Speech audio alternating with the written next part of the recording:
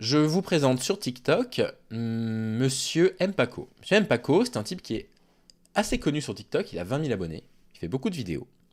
Et puis une fois par semaine, il se décide à faire une petite vidéo pour dénoncer les privilèges féminins dans cette société. Beginner. Et évidemment, c'est à côté de la plaque. Et c'est 20 000 abonnés. Et c'est des mineurs qui regardent TikTok. Et donc, il va falloir que j'y aille un jour. Il va falloir que sur TikTok, j'aille contredire les discours d'autres personnes sur TikTok. Parce que c'est un public qu'il ne faut pas laisser inconnu au bâtiment aussi, parce que je ne vais jamais sur TikTok. Vous voyez d'ailleurs, je n'ai pas de compte, donc je ne suis même pas connecté. Donc voilà, il y a un jour où il va falloir aller parler aux mineurs pour essayer de leur laver la tête, quoi, de leur sortir ce genre d'idée de la tête. Et qu'est-ce qu'il a à dire, du coup, sur les privilèges des femmes, monsieur Mpako? Ah, salut Harry. Bonjour de toute votre équipe. J'ai jamais contacté encore, alors je ne connais que Tricotine, le nom du chat. Vous avez le droit, j'ai oublié son prénom. J'apprécie beaucoup son travail, j'ai jamais contacté. Embrasse tout le monde de ma part, Harry. Merci beaucoup pour ta présence, c'est adorable. Vraiment adorable. Si vous connaissez pas, vous avez le droit, c'est un vidéaste qui travaille sur des questions juridiques, c'est super intéressant. Ah, Sébastien, bien sûr, si, en plus je le savais, j'avais juste oublié. Mais est-ce que c'est pas plus important de se rappeler de Tricotine? Parce que c'est quand même sur un petit chat, Tricotine. Donc voilà, écoutez ce qu'il a à dire des privilèges. Alors là, messieurs, voici un nouveau privilège féminin que vous devez, mais alors, absolument connaître. Donc le privilège masculin qu'il faut abolir, c'est 80% de la vidéo des bandes noires. Je veux dire, on est d'accord, à moins que ce soit comme ça partout sur TikTok, je connais pas la plateforme. Je ne connais pas la plateforme. Donc c'est quoi ce privilège féminin? Et accrochez-vous, messieurs, car aujourd'hui, on est peut-être devant l'un des plus grands privilèges féminins, si ce n'est le plus grand. Si les femmes ont de bien meilleurs résultats à l'école que les hommes, eh bien c'est tout simplement parce qu'elles sont surnotées. Et attendez, messieurs, ce n'est pas tout, car des professeurs nous indiquent que plus la matière... Voilà, elles sont surnotées. Est-ce que vous savez à quoi ça fait référence? Vous vous en souvenez, on en avait parlé une fois. Hein. Ça avait fait référence à une étude qui avait été faite sur quelques écoles et quelques universités en Italie, où ils s'étaient aperçus qu'ils avaient tendance à surnoter un tout petit peu les femmes, en particulier dans les matières scientifiques. Ah, c'est tout TikTok est comme ça, d'accord, ça marche.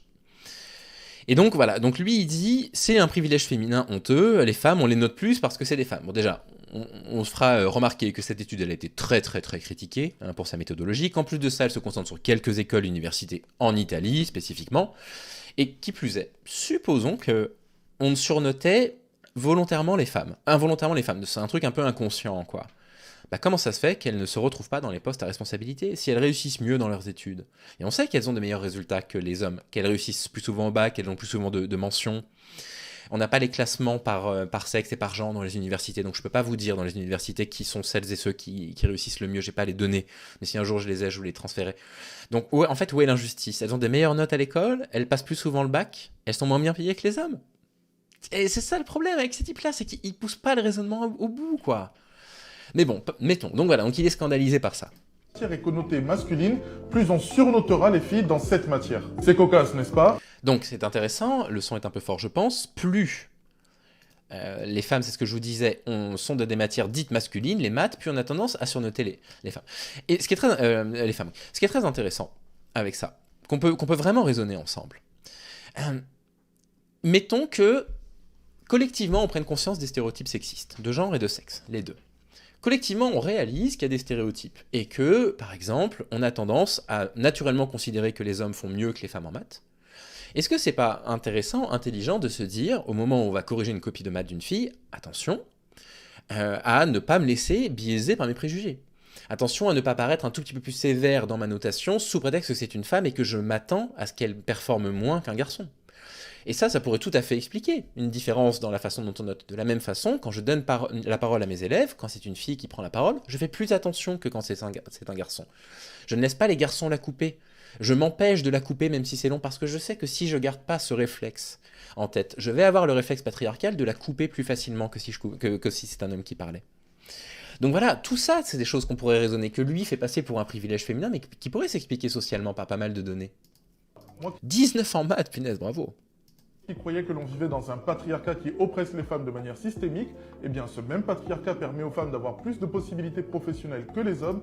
Ça, c'est vraiment exagéré. Le patriarcat qui, soi-disant, empêcherait les femmes, donne plus de possibilités professionnelles aux femmes qu'aux hommes. Et là, il y a un problème. C'est-à-dire qu'en fait, là, il fait quelque chose qu'il ne devrait pas faire. Il part d'une donnée, puis là, il fait un truc de marche d'escalier en disant, bon, bah, je suppose que si on leur met des meilleures notes, donc elles ont des meilleurs diplômes, donc elles ont plus d'opportunités professionnelles. Il s'appelle Monsieur Mpako, ce garçon. Monsieur Mpako. C'est quand même honteux de dire ça aujourd'hui. De dire que les femmes ont plus de possibilités professionnelles que les hommes, c'est quand même honteux. Hein. Quand on sait que quasiment 80% des tiers-temps et des mi-temps sont pris par des femmes en France, qu'elles sont moins payées, le salaire moyen en France, pardon, hein, que je le présente bien, et le salaire moyen est inférieur de 24% chez les femmes que chez les hommes, à poste et responsabilité égale, on est quand même à 4,7% au niveau des femmes, on sait que la vie est un peu plus chère pour les femmes, on l'avait vu, hein. On avait vu une différence annuelle de 800 à 1800 euros en fonction des catégories sociales, donc voilà, c'est quand même honteux de dire ça. En accédant à des carrières qu'elles ne méritent absolument pas. Mais bien sûr, Shay, on sait que les femmes font partie les femmes en âge d'avoir des enfants font partie des populations les plus discriminées en France à l'embauche. Je me demande bien où est passée la fameuse égalité. À savoir que ce privilège m'a été envoyé par une des personnes qui me suit, et pour être totalement franc avec vous, je n'y croyais pas. Je n'imaginais pas une seule seconde que dans l'école publique, neutre et laïque, on avantagerait un sexe par rapport à un autre. Comme quoi, même quand on pense avoir tout vu, on découvre de nouveaux privilèges féminins, toujours plus gros que les précédents. Au passage, lorsque l'on observe le nombre de privilèges féminins présents dans les sociétés occidentales, je comprends pourquoi de plus en plus d'hommes sont tentés de devenir des femmes. Et mesdames, je... Non mais là, ça va pas quoi. Il est en train de dire que les femmes trans veulent obtenir des privilèges et que c'est pour ça qu'elles transitionnent. Il y a un problème là. Hein. Il y a un vrai problème dans son discours. Hein. Et donc, vous voyez, il va falloir que j'y aille sur TikTok. Ça me désole. Il va falloir que j'y aille. Parce que ce truc-là, il a été vu plus de 20 000 fois par des mineurs, quoi. Et il faut aller sur ce terrain-là, sur le terrain des idées sur TikTok et répondre. Ça me désole. Vraiment, ça me désole de me dire que je vais être sur TikTok. Oh mon Dieu, je vais être sur TikTok, quoi. Je vais pas rapper sur TikTok. Hein. Quoique, le jour où je fais 1 million d'abonnés, comme je vous l'ai dit, vous aurez un petit rap sur TikTok, c'est promis. Et bon, va falloir que je m'y mette, quoi. Hein. Être méchant, mais il faut comprendre pourquoi on vous prend moins au sérieux qu'un homme. Entre les postes que vous obtenez grâce à votre physique, ceux où on... Oh, les postes que vous obtenez grâce à son physique. Oh là là, le cliché sexiste. Ça ne s'affirme pas, ce genre de choses, monsieur Mpako, ça se démontre. Si c'est vrai, il faut le démontrer. En attendant, on considère que c'est faux et que c'est juste du sexisme. Pour des raisons... Ah ouais, mais Christopher Lanz, c'est creux et c'est long, clone. Oh, j'ai hésité à le présenter déjà, mais c'est des trucs interminables. C'est long comme pas possible. De quotas et non de compétences, et pour finir, les carrières qui vous sont accessibles parce qu'on vous surnote, on n'a pas toujours l'impression que vous êtes légitime, et visiblement à juste titre. Voilà le genre de truc. Il en a fait beaucoup, parce que chaque semaine, en fait, il se fait un petit truc sur les privilèges féminins. Là, on a le mythe des fausses accusations, c'est 10 000 vues quand même. Voici comment éviter l'un des pièges les plus redoutables que vous tendent les femmes. Et messieurs, écoutez bien avec la plus grande attention, car l'information que je m'apprête à vous transmettre est capitale. Donc désolé pour ceux qui ne le savaient pas, mais généralement, lorsqu'une femme demande le divorce, elle a déjà tout planifié à l'avance. Et de ce fait... Et ça, j'adore. Ah, ça, c'est le truc que Stéphane Edouard avait dit dans sa vidéo. Les femmes divorcent, elles ont planifié à l'avance. Et c'est la grande différence avec nous, les hommes, qui divorçons des femmes. Je veux dire, nous, les hommes, on est là, comme ça, on joue à FIFA entre nous. Après avoir fait une petite séance de muscu, d'avoir bu de la Red Bull par litre, d'avoir mangé des pizzas à la viande crue. Puis on pose la manette, on lève la tête, on dit mais attends, je vais peut-être divorcer en fait. Laisse-moi passer un coup de fil à ma femme, je divorce. C'est la grande différence les femmes et les hommes. Les femmes elles préparent ça. Les femmes elles se disent tiens quand même je suis pas heureuse, il y a des choses qui me conviennent pas. En même temps je pèse le pour et le contre, peut-être qu'il faut que je peux sauver mon couple. Il y a peut-être des choses... Non nous les hommes non. Ça on met pause et puis on se dit attends il y a un truc qui va pas, mais oui je sais le divorce. Parce que nous, on est des mâles, quoi. Vous comprenez, on va quand même pas commencer à planifier un divorce. Bien. De fait, certaines femmes, pour essayer de s'assurer une victoire... Et donc, il présente un article qui dit qu'une femme, pour obtenir gain de cause en divorce, invente des coups et blessures. Premièrement, c'est pas parce qu'il n'y a pas eu de condamnation en ce sens qu'elle a inventé les faits. Deuxièmement, personne n'a jamais dit que ça n'existait pas, les fausses accusations. Troisièmement, les fausses accusations sont tellement faibles en nombre. Par rapport au nombre de plaintes posées, on estime que 2 à 7% des plaintes sont basées sur des fausses accusations, sachant qu'il y a une agression sexuelle sur 100 à peu près qui est posée.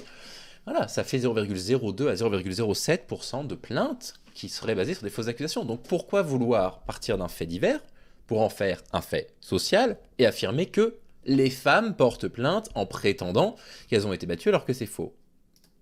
Facile dans la procédure de divorce vont tout faire pour vous faire péter les plombs, que ce soit physiquement ou verbalement. Ainsi, elle pourra se prévaloir d'avoir eu un mari violent, alors qu'elle évidemment était une mère fantastique et une femme angélique. Et donc messieurs, comprenez qu'il est capital. Et donc là, moi ça me gêne que ce type-là, Mister Mpako, prenne la parole en fait sur TikTok. Parce qu'en fait, salut Hippocrates, merci beaucoup pour l'abonnement, soyez la bienvenue sur la chaîne. Parce qu'en fait, il ignore ce que c'est que la stratégie de l'agresseur. Vous voyez ce que je veux dire? Et ce qu'il ignore également, c'est que jamais une claque n'est mise par un homme à une femme sans qu'il y ait eu des choses au préalable, sans qu'il y ait eu des comportements inquiétants, de la violence verbale, etc. Ça marche pas comme ça. La violence conjugale, c'est étudié. Et ça devrait être un truc sur lequel on parle quand on a compris comment ça fonctionnait.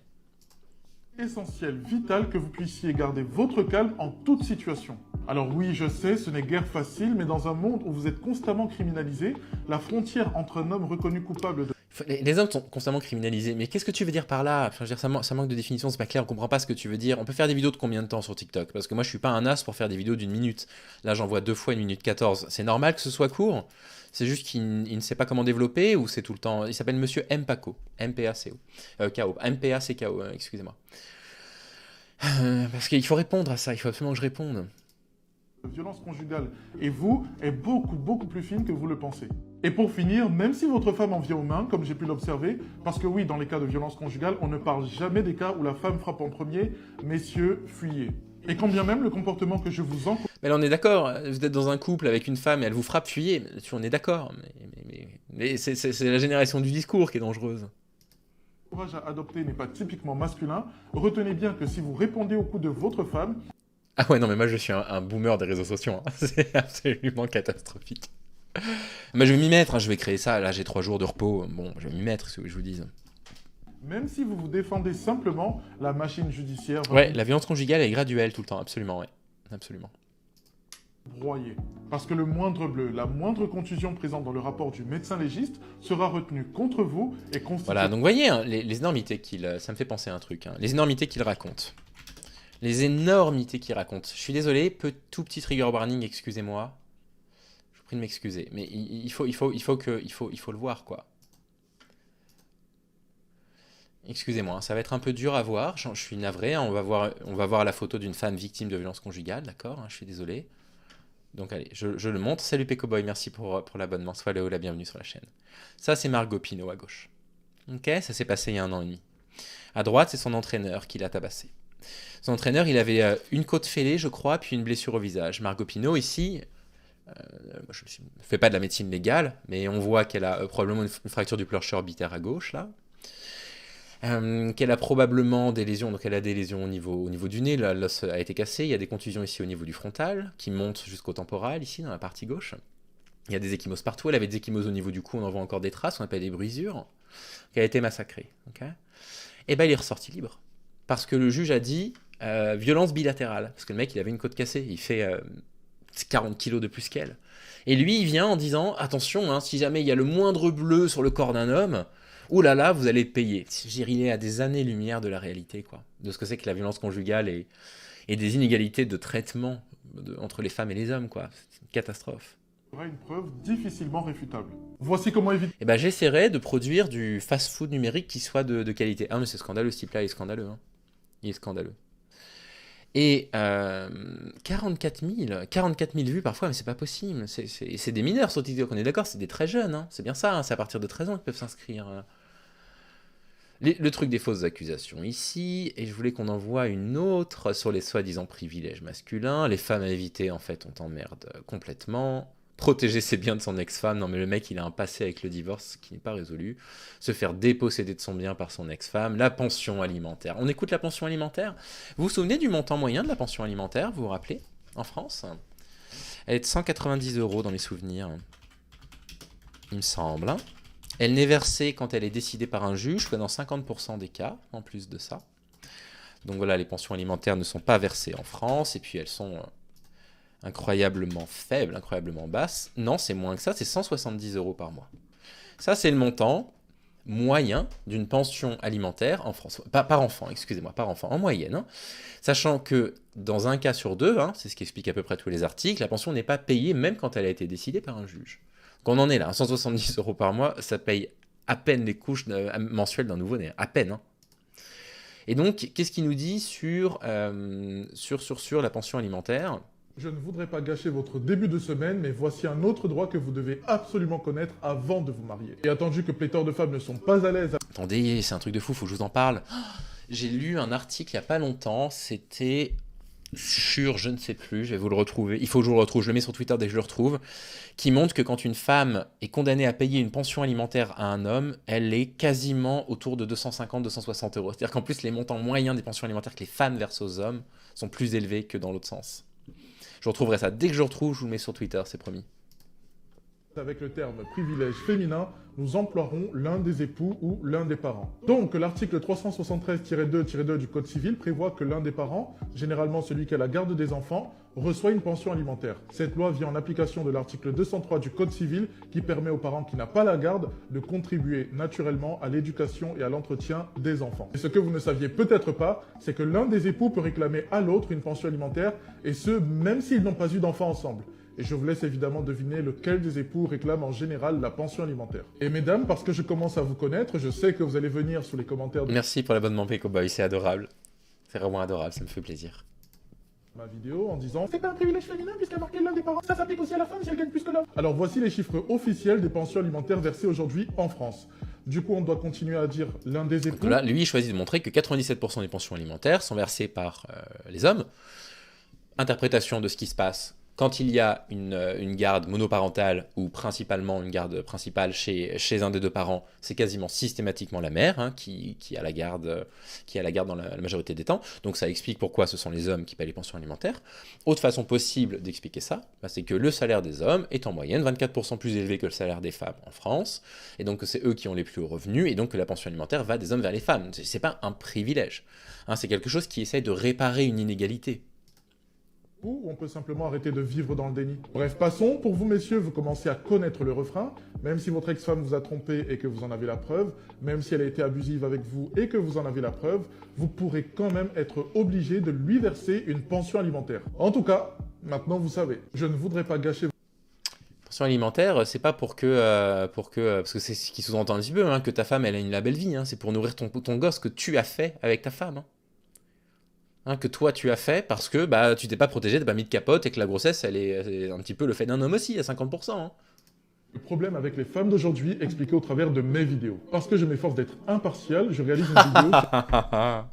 J'adore. Il y a des personnes qui n'arrivent pas à faire leur autocritique. Je pense savoir faire mon autocritique. Alors ça, lui qui dit « mes vidéos elles sont impartiales », merci, je suis ici. Ça fait plaisir que bah, tu sois là, du coup. Merci beaucoup. Sois le ou la bienvenue sur la chaîne. Sur les injustices que subissent les femmes victimes de viol. Évidemment, les femmes apprécient, aiment, s'abonnent, mais dès lors que je mets en évidence des injustices que subissent les hommes, on se désabonne. Pire encore, je vous défie de trouver dans les commentaires une femme qui dit « Oui, c'est vrai, c'est injuste. Oui, c'est vrai, nous avons tort. » Non, c'est impossible. C'est toujours la faute de l'autre. Par ailleurs, j'ajouterai que les problématiques que je soulève vous touchent également, mesdames. On va voir comment vous réagirez quand ça sera votre frère qui, après avoir sacrifié sa jeunesse pour être cadre, footballeur, juge, devra verser une partie de sa paye. Cadre, footballeur et juge. Il faut sortir de ton milieu culturel. Il n'y a pas que ça, hein. C'est pas la majorité des métiers. Donc, il a un dur labeur, d'accord. Donc là, il y a la méritocratie là, qui va mettre en avant. Ça ne m'étonne pas qu'un type un peu mascu comme ça, je sais pas s'il est incel, on verra ce qui dépend, croit à ces bêtises de méritocratie. Et ensuite... Ah oui, d'accord. Merci beaucoup, Elric, mais je me souviens, oui. À une femme pour un enfant qui n'est même pas de lui. On verra. Vous vous rendez compte, hein. Les hommes qui sacrifient leur vie pour être footballeurs ou juges. Ils vont devoir payer une pension alimentaire. Des juges et des footballeurs, ils vont devoir payer 170 € par mois pour un enfant qui est même pas d'eux. Il n'y a rien qui tient dans son discours.